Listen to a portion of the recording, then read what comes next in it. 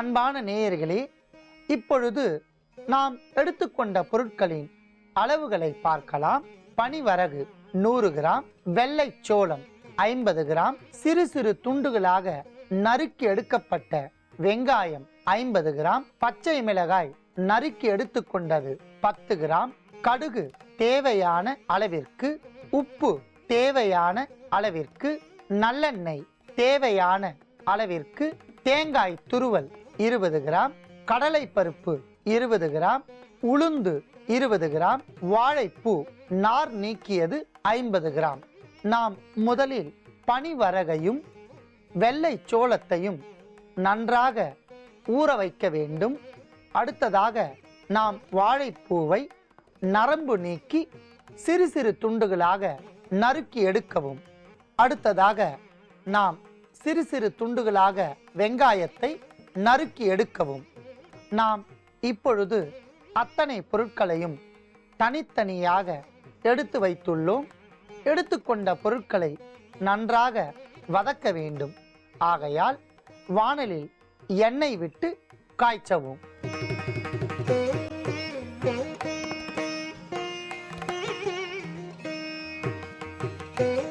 நன்றாக காய்ந்துவிட்ட எண்ணெயில் கடுகை சேர்த்து பொரிக்கவும்.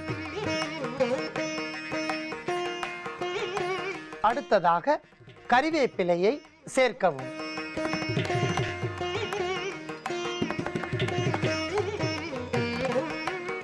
அடுத்ததாக நறுக்கி எடுக்கப்பட்ட வாழைப்பூ,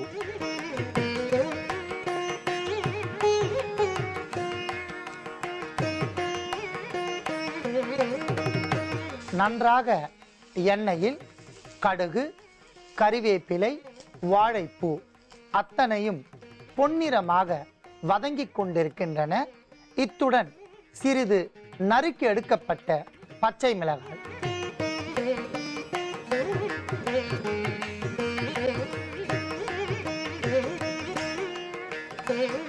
மேலும் நறுக்கி எடுக்கப்பட்ட வெங்காய துண்டுகளை சேர்க்கவும்.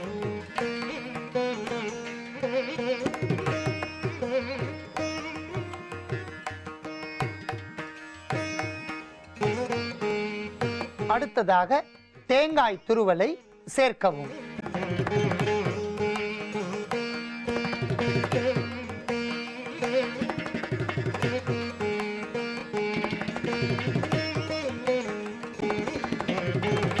அத்தனை பொருட்களும் நல்லெண்ணெயில் நன்றாக வதங்கிவிட்டன. அதை நாம் எடுத்துக்கொள்ளலாம்.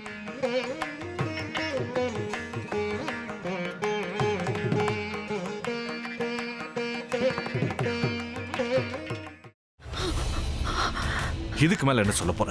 சொல்றதுக்கு வேற ஏதாவது போய் இருந்தா சொல்லிடு. அவதான் ஏமாத்தி எல்லாத்தையும் என்கிட்ட இருந்து பறிச்சிட்டான்னு பார்த்தா நீயும் இப்ப அதே தான் பண்ணிருக்க. ஏன் ஆலியா, ஏன் இப்படி பண்ண? இந்த உலகத்துல பாட்டிக்கு அப்புறம் நான் யார் மேலேயாவது உயிரியே வச்சிருக்கேன்னா அது ஊ மேலதான் உனக்கு தெரியாதா?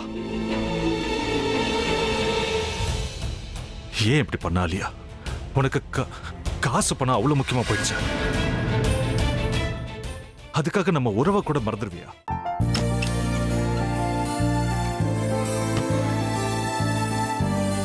சக்தி சக்தி, ஒரு நிமிஷம்.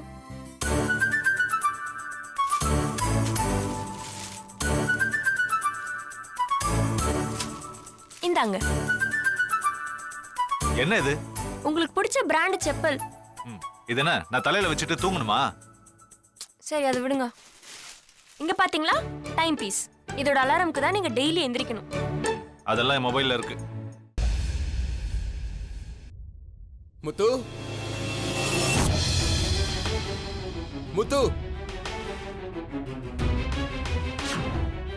என்னடி இவன் முத்துன்னு ஒருத்தைய உருவாக்கி விட்டான்? செல்வியை மறப்பான்னு பார்த்தா எப்ப பார்த்தாலும் முத்து முத்துன்னு கூப்பிட்டு இருக்கான். முத்துவை கூப்பிட மட்டுமா செய்யறான்? முத்துவை வச்சு என்னென்னமோ செய்யறான். நாம தான் இழிச்சவை மாதிரி வேடிக்கை பார்த்துட்டு இருக்கோம். என்ன முறைச்சு என்ன பிரயோஜனமாயா? உனக்கு வேற குரல் போயிடுச்சு. அடுத்து அவ செல்வியை கூப்பிட்டானா என்ன பண்ண போற? உன்னுடைய விருப்பப்படியே நீ ராமநாத வீட்டு மருமகளா வாழ போற. கண்டிப்பா என்னுடைய ஸ்தானத்திலிருந்து அவன் உன்னை நல்லா பார்த்துக்குவான். அம்மா டேய், அவரை பத்தி தான் உனக்கு தெரியும்ல. அவர் எந்த முடிவு எடுத்தாலும் அதான் ஃபைனல். நம்ம அப்பா வேணுமா வேணாமாங்கிறத நீயே முடிவு பண்ணிக்கோ. வாடா.